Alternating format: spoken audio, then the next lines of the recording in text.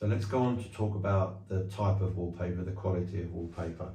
The paper I've got today was from a company that I discovered at a really good price. Now, there are two different types of make of paper.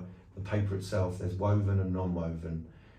It will say it clearly on the label, it will say it in a wallpaper book, it will say it online when you buy it. Non-woven paper is excellent. It is very tough, very hard wearing, very easy to use for an unexperienced decorator, wallpaperer. It's very strong. Woven paper is okay, not as strong. You still get some really good designs, really good papers. I tend to pay for myself £60 plus for a wallpaper. That sounds very expensive. If you're doing a feature wall, it might just be 2 rolls, £120. I think you'll find, I know you'll find that you get what you pay for with wallpaper. It's not just the design you're paying for, you're actually paying for the quality of paper. One way of telling is the size of the roll. This roll is thick. I know the paper is very thick here because every roll's 10 meters. So if I get a paper with a big, thick diameter here, I know this is thick paper, it's going to be good quality. If you get a roll of paper that looks like wrapping paper, Christmas birthday wrapping paper, you know it's going to be poor quality. You will have problems hanging it. I have problems hanging cheap wallpaper, so you will be in all sorts of trouble, I think. So try and avoid going for cheap paper, and I class cheap paper, probably think anything up to 10 or 15 pounds.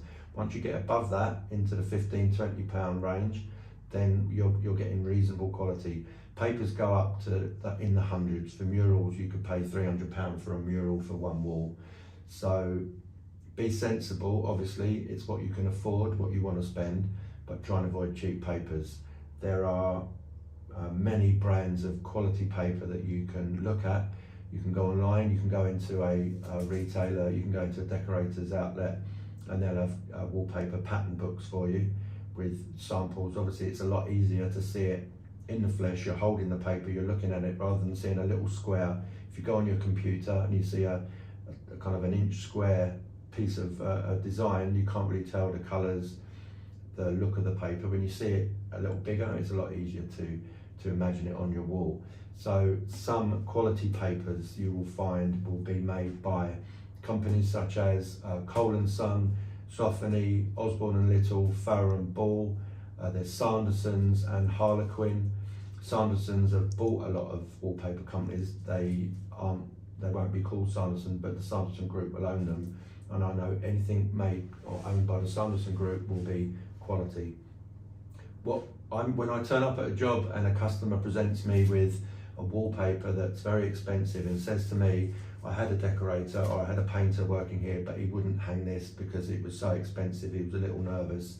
That's music to my ears, because not the fact they turned the job down, but the fact it's a quality paper, and I know it will be easy to handle, it will go up on the wall nicely, it won't tear, the joints will go together beautifully. I have no problems with them lifting or showing. Better paper, easier to hang. The cheaper papers, which you may have to buy because we can't all afford really expensive papers. Just be careful to avoid. You can pick the paper up in the shop, you can feel how thin it is. You can actually sometimes see if the colours run. Cheap papers, I wipe them with a cloth and the colour will come off on my cloth, and you have to wipe the front of papers gently to remove paste and keep them clean. So be careful when you buy, be sensible, look for good brands and look for the right company.